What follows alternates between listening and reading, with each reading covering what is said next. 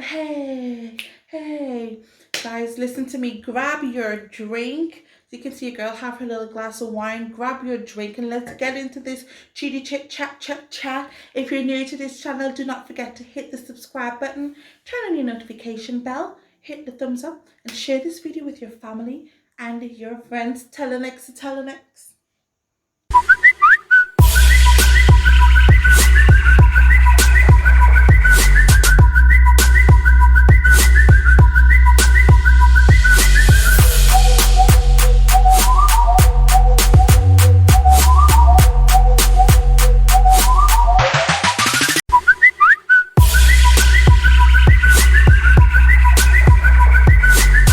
You know what? I've only sipped this a little bit, but I think it's already getting to my head. But hey guys, we're gonna get straight into this video. Honestly, if you haven't subscribed to my channel, please ensure you hit the subscribe button and share my videos. There are videos for everyone down below. Again, if you're sad, if you're down and you're out and you need some motivation, you need something to keep you going, to remind you of your end goal, there are videos down there for you guys. Just check the description below. Lovies, we're on our weekly lifestyle vlog episode 6 in this. We're on weekly lifestyle vlog episode 6, guys. How was your week? I'm hoping and I'm praying that some one of you out there had a very, very extraordinary week, and something you've been yearning for, something you've been wishing for, something you've been praying for, you finally receive it. I'm hoping that that at least happened to one of you guys out there this week. In regards to my week, I had a really, really good week. I accomplished quite a lot of things that I did put on my weekly list, which again I'm happy for. We'll talk about productivity in a second. In regards to my weight and exercise wise, guys, let me tell y'all something. I went on walks this week. They were about 45 minutes to an hour long. I went on these walks for 3 days this week. 3 days. And I'm proud of myself. Normally my walks are like 20 to 30 minutes, maybe 35 minutes max. But when I left home, I was honestly like, oh my God, I'm going to come back in pain, which my thighs are hurting a bit. But I was just like, oh my God, I was dreading it, but it was really easy. So in regards to my weekly goals and plans next week, one of my goals is to go for these walks at least 4 to 5 times next week, and then hopefully I can get it to 7 days a week. Who knows? In regards to what I ate this week, I'm just gonna pop it right here for you. And again, I'm still doing my fasting. I'm still fasting. I am again proud to say that I'm keeping up with that. So the meals that are gonna come up on the screen, those are gonna be the meals that I use to kind of break my fast. I think once or twice this week I had fruits. I had some mangoes and stuff. But yeah, productivity wise, y'all, drum roll, I ended on the 70%. And again, for me, when I talk about productivity, it's about work, my extracurricular activities, and my things that I have plans that I'm working on, things that are there that are brewing, you know what I'm saying? So I happily ended, or gladly ended, on a 70%. So round of applause. Hey. Standing ovation. Guys, you know what? This is all I had, and I think it's like getting to my head. I'm just kidding. Your girl can handle her drinks. Okay. Guys, we're just gonna get into the topic of discussion for today, and I'm gonna put on my extra 2 eyes. The topic that's up for discussion today is, why is it important to communicate honestly with our kids throughout their lives? I wrote 5 reasons why I think it's important. If you're a parent and you have another reason, you know, that I haven't listed as to why you think it's important, then just pop it down in the comments below, guys. Let's have a little discussion down there. Communicating well with our kids improves our bond with them and encourages them to listen to us. Some kids need a lot of encouragement and positive feedback in order to talk and in order to communicate with us and other people. Others will be desperate to talk, and sometimes we're so busy, we as parents need to find time to listen to them.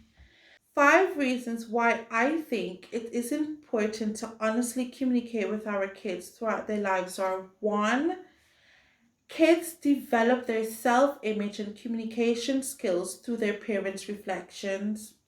When kids trust that us as parents will be kind and fair, this encourages them to be open and honest, and it encourages them to take responsibility. So, reason two for me today, guys, is we need to communicate honestly with our kids because they are more vulnerable to family conflicts. Now, when we say family conflicts, we're not just referring to mom and dad having an argument or mom and dad having a fight.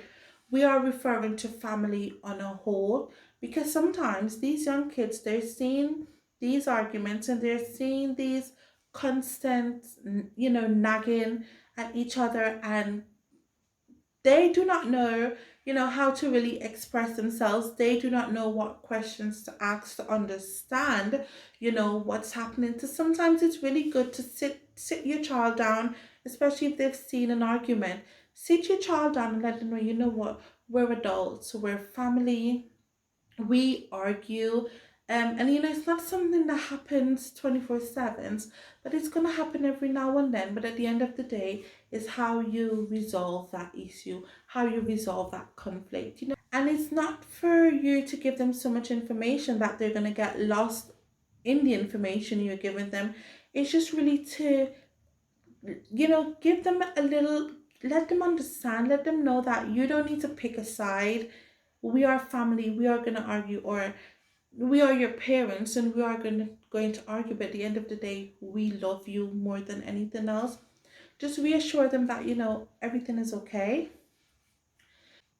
Reason three, lovies, is communicating honestly provides emotional safety. It allows our kids to do the right things. Children do not want to lie or hide their actions or feelings from us. They want to feel safe when sharing anything that bothers them with us as parents. So, I mean, your child could have done something, and deep down, they know what they've done is wrong. And we need to allow our kids to feel comfortable enough to come and say, Mom, I did this, and I know I shouldn't have, and I am really sorry. And it ends there. It doesn't always need to end with a nagging or a shouting or some form of punishment. Let them know that's fine. I'm glad you acknowledge your mistake. I'm glad you acknowledge your actions, or you acknowledge what you've said. Just don't let it happen again. Just reassure them that it's okay. You can come to me with whatever, it is. So, reason four for me, lovies, is we as parents need to communicate honestly with our kids because they need to trust that we see and believe their goodness. Can you imagine a child growing up and all that child ever heard in their life was, you're no good, you're full of crap, you give me headache, you're always in trouble, you always put me in expense, you need to behave yourself, I'm gonna send you here, I'm gonna send you there because I can't handle you. Can you imagine a child growing up and just hearing that 24/7? What is that child gonna think of themselves? They're gonna think, you know what, I'm full of shit. They're gonna think that. They're gonna think, you know what, there is no good in me. I'm just bad. I'm all bad. And sometimes the way we treat our kids has like this really, really, really big impact on the person that they turn out to be later on in the future. So don't be surprised if this is the way you're acting to your child, and then 10 years down the line, okay, he has a bad temper. You're going to then blame him for that bad temper. You're probably going to say, you know what, I can't stand it anymore. She can do what she wants. He can do what it is he wants. But we're never going to reflect on the fact that when my child did wrong, did I scold them every time? Did I try to correct them? Did I try to explain to them why you shouldn't do this? So Yes, our kids need to believe and they need to trust.